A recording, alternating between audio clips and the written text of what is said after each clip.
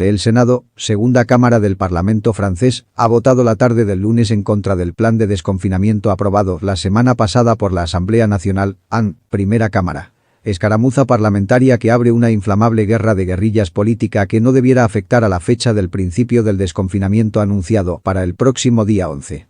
Según el modelo parlamentario francés, el gobierno propone sus proyectos de ley a las dos cámaras del Parlamento, AN y Senado, que deben aprobar el proyecto, matizándolo, ocasionalmente.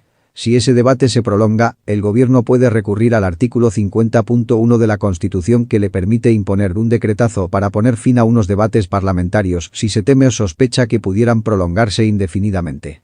La semana pasada, la AN aprobó con 368 votos a favor, 100 en contra y 103 abstenciones el proyecto de desconfinamiento propuesto por el primer ministro, Édouard Philippe. Ayer, el Senado rechazó ese proyecto con 89 votos en contra, 81 a favor y 174 abstenciones. El rechazo del Senado a su plan de desconfinamiento pone a Emmanuel Macron en una situación política delicada, cuando están apareciendo dudas de cierto calado entre una opinión pública que recibe a diario una multitud de mensajes e iniciativas que rozan lo contradictorio. La segunda fase del desconfinamiento, que debiera comenzar el lunes día 11, puede confirmarse. Pero el presidente y su gobierno entran en una fase de turbulencias inflamables. Primera grieta. El presidente Macron ha presentado a debate todas las grandes decisiones políticas, económicas y sanitarias ante las dos cámaras del Parlamento. Con éxito. Hasta ayer cuando estalló un amago de crisis y resistencia. El gobierno puede seguir adelante con su proyecto de desconfinamiento, paralelo a la prolongación del estado de urgencia sanitaria, que tiene previsto prolongar hasta finales de junio. Macron tiene mayoría absoluta en la Asamblea Nacional, donde no existe resistencia ni oposición significativa. La derecha tradicional es mayoritaria en el Senado, donde es muy visible una suerte de fragmentación política. Rechazando el proyecto de desconfinamiento, el Senado levanta un hacha de guerra no solo simbólica. La resistencia y rechazo del Senado, mayoritariamente conservador y moderado, ilustra bien la aparición de divergencias políticas y sociales de cierto calado, que pueden complicar el proceso de desconfinamiento que debe comenzar el próximo lunes.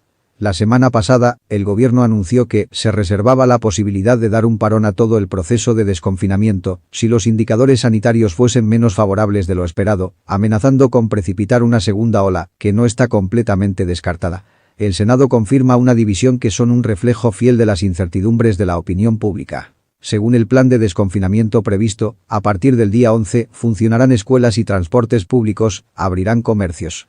A finales de mayo debe estudiarse la posible apertura de bares y restaurantes.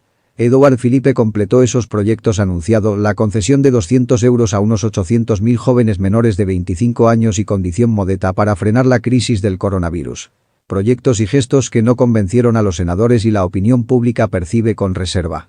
Muchos padres franceses son partidarios del desconfinamiento, pero desconfían de la vuelta al colegio.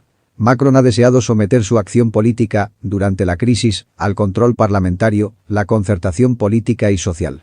El rechazo del Senado al proyecto abre una primera grieta en ese proyecto global. No existe oposición política radical. Sindicatos e izquierdas son invisibles. Macron y su gobierno podrán escuchar y matizar sus proyectos o seguir por la estrecha y peligrosa vía del poder absoluto y solitario.